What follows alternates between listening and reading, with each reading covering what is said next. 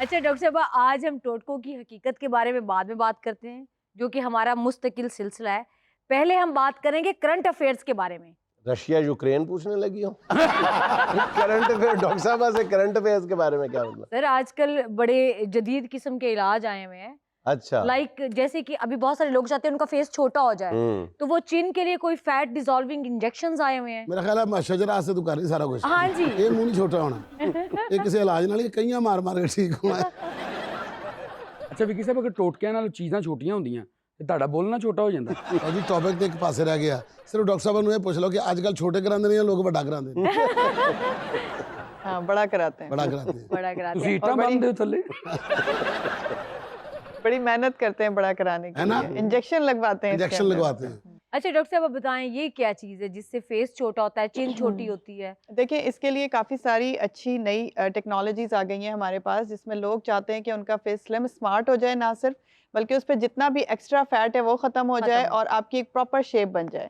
ठीक है, हम उसे कहते हैं चिजल्ड जॉ लाइन हो जाए और एक अच्छी सी शेप आपकी सामने आ जाए, जिसमें आपकी चिन प्रोमिनेंट हो, बिल्कुल ना जॉ हो, कोई फैट ना हो, ना आपके चीक्स पे और ना ही आपकी जॉ पर। क्योंकि हमारी फैट, जब भी आप एजिंग की तरफ आते हो तो आपकी बॉडी का जो फैट है बेसिकली वो कम होना शुरू होता है जब आप एज अप होते हो।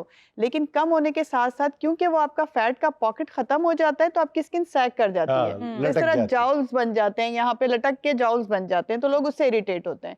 उसके लिए जो जदीद टेक्नोलॉजीज हमारे पास आई हैं उनमें एक हाइफू है, high intensity focus ultrasonic waves. वो अल्ट्रासाउंड की तरह की एक मशीन है जो कि नॉन इन्वेजिव है, यानी जिसमें हम कोई इंजेक्शंस यूज़ नहीं करते और अल्ट्रासाउंड की तरह आपको टिंगलिंग सेंसेशन, जैसे लोग लेज़र हेयर रिमूवल से बहुत अच्छे से वाकिफ़ हैं, हाँ बिल्कुल। उसी की तरह का माइनर से आपको टिंगलिंग सेंसेशन फील होती है। और वो जहाँ भी आपका फैट है, प्लस जहाँ से आपकी स्किन सैग कर गई है, प्लस आपकी स्किन जहाँ से भी आपको टाइटनिंग चाहिए, ठीक है। उसके लिए हाइफू हम यूज़ करते तो हैं। डॉक्टर नंबर साहब वन। कितनी ये तेजी के साथ असर करती है? सर, जो एक्चुअली ओरिजिनल हमारे पाकिस्तान में मौजूद है वो है 7D अल्ट्रा फॉर्मर 3 हाइफू।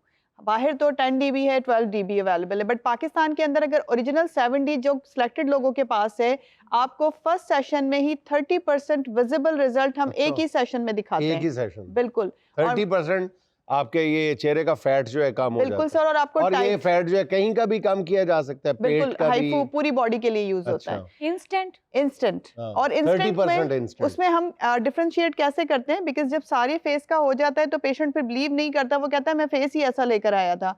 मेरा एक प्रोटोकॉल है कि जब भी मैं आप हाइफू तस्वीर करती ले हूँ, लेती होंगी पहले? नहीं सर, मैं क्या करती हूँ, हाइफू फॉर सपोज मैंने एक साइड ऑफ फेस का किया है तो मैंने मिरर में पेशेंट को दिखाना है एक साइड का करके कि आप अपना जो दूसरा साइड पूरा फेस मेरे पास लेके कितना आ बुरा जाए। लगता होगा, एक पे हो गया है और दूसरे पे वो शजर जैसा मुंह है। नहीं सर, ऐसा नहीं क्या बात होता। है, वाह वाह वाह वाह। एक पासे मैं, एक पासे शजरो। ਯਾਨੀ ਮੈਨੂੰ ਸੋਹਣਾ ਹੀ ਕਿਹਾ ਨਾ ਤੁਸੀਂ। ਮੇਰਾ ਇੰਨਾ ਵੀ ਚਿਹਰਾ ਪਤਲਾ ਨਹੀਂ ਸਰ। बेटा तेरा दिमाग पतला। अच्छा, तो ये 30% विजिबल असर होता है? बिल्कुल विजिबल होता है। मेरे सारे पेशेंट्स इसकी गवाही देंगे कि मैं सच में उन्हें दिखाती हूँ कि आप अच्छा। विजिबल डिफरेंस अभी देख लें, बिकॉज जब पूरे फेस का होगा तो आपको इतना एक्चुअल फील नहीं होगा वो, क्योंकि तब सारा फेस एक जैसा हो जाएगा। तो चिन है जिस पर आपने बात की कि डबल चिन जिन लोगों को है, हाँ। जिनका फैट सैग कर गया है या ज्यादा एक्स्ट्रा फैट है आपके फेस पर, तो उन लोगों के लिए हाइफू इज गुड। और 70% रिजल्ट बाकी का जो आना होता है वो उसमें लाइक 2-3 वीक्स में आ जाता है। So this is very good HIFU number 1। लो जी, आज डॉक्टर साहब से पता चल गया कि ये है वो जो कहती है, मैंने उसको उसका असल चेहरा दिखा दिया। हाँ, सही कह रहे हैं। नंबर 2 मैं बता देती हूँ जल्दी से उसका रैपिड से। नंबर 2 आपने इंजेक्शंस का पूछा है, तो फैट डिसॉल्विंग इंजेक्शंस बहुत सारे हमारे पास है, रिनाउंड है, बहुत से लोगों को पता है। अगर वो ओरिजिनल हैं तो वो वर्क करते हैं। इन्वेजिव प्रोसीजर है बिकॉज उसमें इंजेक्शन लगाना पड़ता है और उसके 6 to 10 सेशंस होते हैं और उसके भी रिजल्ट्स अच्छे हैं। अच्छा करवा डॉक्टर सकते साहब, हैं। जो आपने पहला प्रोसेस बताया है, उसके अगर पहले सेशन और दूसरे सेशन में कितने दिन का फर्क होता है? यूजुअली जो यंगस्टर्स होते हैं, यानी कि 20 और 30 के बीच फ्रेम यानी में जो मेरी आते age हैं, group एज में जो है। आपकी एज के जो लोग होते हैं वो रिपीट करवा सकते हैं 1 साल के बाद। अच्छा। बट जो बूढ़े होते हैं मेरी तरह के, तो वो लोग रिपीट करवा सकते हैं लाइक 6 मंथ्स के बाद और 3 मंथ्स के बाद भी वो ये करवा थोड़ी सकते छोटी हैं। थी, लेकिन तुझे 6 महीने बाद ही लुआना। अच्छा डॉक्टर साहब, अब हम आते हैं अपने देसी टोटकों की तरफ। ठीक है। सबसे पहले शजर को कुछ वेट लॉस करने का बताएं। मुझे एक बंदे ने वैसे कहा था कि गार्लिक खा के ना सुबह सुबह खाली पेट हाँ। और गर्म पानी पियो, उससे वेट लॉस हो जाएगा।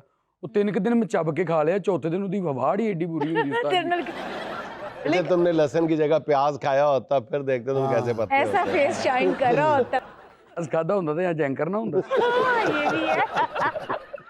आप अराई तो नहीं है ना? नहीं नहीं नहीं नहीं। फिर नहीं आप, ये अराइयां दा साई है। क्योंकि प्याज सिर्फ अराइयों को सूट कर सकता है, बाकी किसी को नहीं करेगा। अराई प्याज खाते हैं तो ऐसी स्किन होती है जैसे जुनैद साहब की है। ये राई की तारीफ कर रहा है। अच्छा डॉक्टर साहब, ये जो लहसुन खाने से फर्क पड़ता है? लहसुन के बिल्कुल। और बेशुमार फायदे हैं। लहसुन से फर्क पड़ता है, लेकिन वेट रिड्यूसिंग भी है। वेट रिडक्शन, बिकॉज वो उसमें मेटाबॉलिज्म फास्ट करवा देता है वो आपकी बॉडी का। उसमें विटामिन सी होता है, मेटाबॉलिज्म फास्ट करवाने का होता है, और सेलेनियम, तीन चीजें इसकी बड़ी स्ट्रांग होती हैं। लहसुन का एक सबसे बड़ा मसला ये होता है कि कुछ लोग ले तो लेते हैं एम्प्टी स्टमक, बट बाद में उन्हें स्टमक का इशू हो जाता है। अच्छा। लाइक आपको गैस्ट्राइटिस हो सकता है, आपको पेट में दर्द हो सकता है। सो जो लोग एब्जॉर्ब कर सकते हैं उनके लिए लहसुन इज वेरी गुड।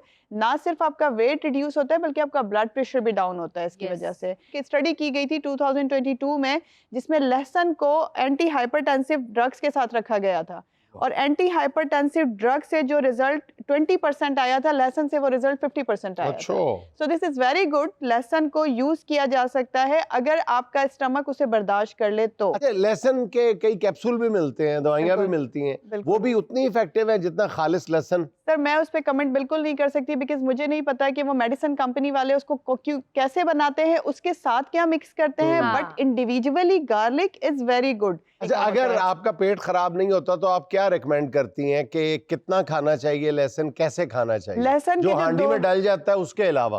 उसके अलावा सर वो तो आपको पता है जितनी हमारी हांडियां पकती हैं वो किसी काम का रहता नहीं है। हाँ। लेकिन जो लहसुन है, एक्चुअली लहसुन, उसमें आपने 2 जोए लेने हैं उसके, जो उसकी दो- 2 पीसेस होते तुरियां। हैं। दो तुरियां कहते सन, 2 तुरियां आ रही सन, मैं मगर लग गया। हाँ। उन्होंने तुरियां जांदियां ने चपेट मार दी।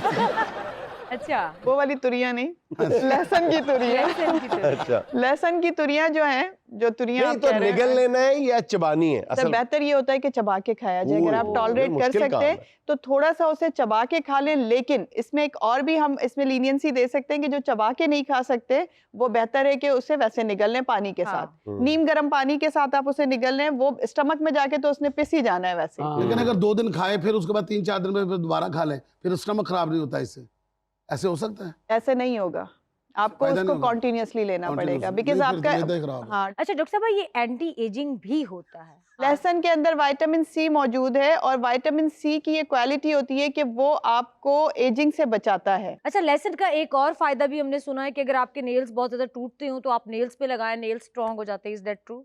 हाँ बिल्कुल ट्रू है। उसका रीज़न ये होता है कि लहसुन के अंदर सेलेनियम होता है, और selenium is very good for the nails.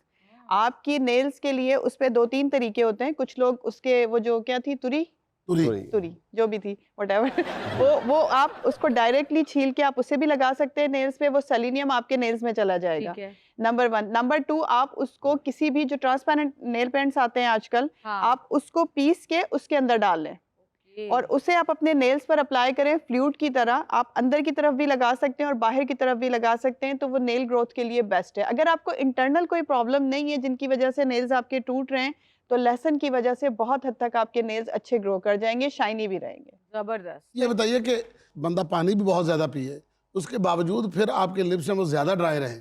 Lips क्या? होंठ बोल कह रहे हैं। अच्छा, मैं इधर मुंह कीता कि इधर ना ही गल जाए। अच्छा यार, ये साडा सीक्रेट्स वाले ਇਹਦਾ प्रोग्राम में मुझे लगी नहीं मेरी बात सुनो, अब ऊंट जो है वो कितना पानी पीता है रोजाना? तुमने देखा ना, वो तो टब का टब पी जाता है एक ही दवा, क्योंकि उसने कई दिन नहीं पीना होता, उसके होंठ देखो किधर लटके होते हैं। जो मर्जी आप कर लो, ये देखो बड़े होंठ, प्रॉब्लम ये है अगर आप अपने होंठों को तर करना चाहते हैं तो उसके लिए एक कमेटी का ट्रक चाहिए, पानी वाला टैंकर चाहिए। गल पता की है, ऊँट इन्नी केयर नहीं करता अपने होंठ, हाँ। ठीक है ना? उन्हें पता कि मैं केड़ा कोई लिपस्टिक लानी है किसी या मैं केड़ा देशमुख चाड़ा। मैं शायर की मुराद आपके लिए नैसन भट्टी साहब ने नहीं, शायर ने ऊँट ਨੂੰ ਗਿਆ ਸੀ ਹੋਂਠਾਂ ਉੱਤੇ ਜੰਦਰੇ ਲਾ। अच्छा सवाल तो पूछे आप यार। हाँ, जो होंठ ड्राई रहते हैं, पानी भी आप ज्यादा इंटेक मतलब करते हैं। किसी के भी होंठ, आपकी किसी के बात भी नहीं हो रही है, खाम आपकी तरफ आ जाते हैं। आपके अंदर भी ना हल्की सी जुनैदियत आ गई है। चलें, ये मैं ऑनर के तौर पे लूंगी। अच्छा, अब ऐसा है कि देखें, ड्राई लिप्स जो है ना, अगर आप बहुत अच्छा हाइड्रेट कर रहे हैं अपने आप को, पानी भी बहुत ज़्यादा पी रहे हैं, उसके बाद मल्टीपल रीजंस होते हैं जिनकी वजह से हमारे लिप्स ड्राई रहते हैं। उसका मेन कॉज जो होता है कि नंबर 1 आप कोई मेडिसिन तो ऐसी यूज़ नहीं करते जैसे ब्लड प्रेशर वाली, ग्लूकोज वाली, और एक्नी की एंटी एक्नी जो मेडिकेशंस यूज़ करते हैं उनके लिप्स ज़्यादातर ड्राई रहते हैं। अच्छा नंबर 2 कोई पेशेंट ऐसा होता है जो कि कीमोथेरेपी पे होता है, उनके लिप्स हमेशा ड्राई रहते हैं। नंबर 3 वेदर उसे ड्राई कर देता है हाइड्रेशन प्रॉपर होने के बावजूद भी। नंबर 4 जो प्रॉब्लम होती है वो ये होती है कि लिप्स ड्राई होने की कि आपने हाइड्रेट प्रॉपर किया हुआ है बट आप सुपरफिशियली यानी कि ऊपर की तरफ आप उस पर टॉपिकली कुछ अप्लाई नहीं करते, जैसे वैसलीन है, पेट्रोलियम जेली है, लिप बाम्स हैं, अगर आप इनमें से कोई चीज़ अप्लाई नहीं करते हैं तो आपके जो होंठ हैं वो वेदर की वजह से ड्राई रहेंगे। सो इंटरनली देखना है, आप मेडिकली फिट होने चाहिए नंबर 1। नंबर 2 ये कि आप किसी मेडिकेशंस पर ना हो, ये आपको देखना है, किसी थेरेपी पे ना हो, और अगर आपको थायराइड का इशू है तो भी आपके लिप्स ड्राई रह सकते हैं। तो ये कुछ ऐसी चीज़ें हैं जिनकी वजह से लिप्स हमारे प्रॉपर पानी पीने की वजह से भी ड्राई रहते हैं। करना क्या चाहिए? उसके आसान से तरीके हैं। नंबर 1 हाइड्रेट रहें, पानी अच्छे से पिएं, लिप बाम यूज़ करें अपनी स्किन पर, लिप्स पर। नंबर 2 आपने जो सन ब्लॉक अपने फेस पे लगाना है वो आप अपने लिप्स पे भी अप्लाई करेंगे, ये बहुत ज़रूरी है। आसान सा पहली काम बार है, सुना। आधा ड्रम ले लो हाँ। हाँ होंठों पे लगाने के लिए, 5-6 दिन आराम से निकल जाएंगे। ले क्योंकि मैं एक मथे में लेना एक छोटा सा वक्फा हमारे साथ में।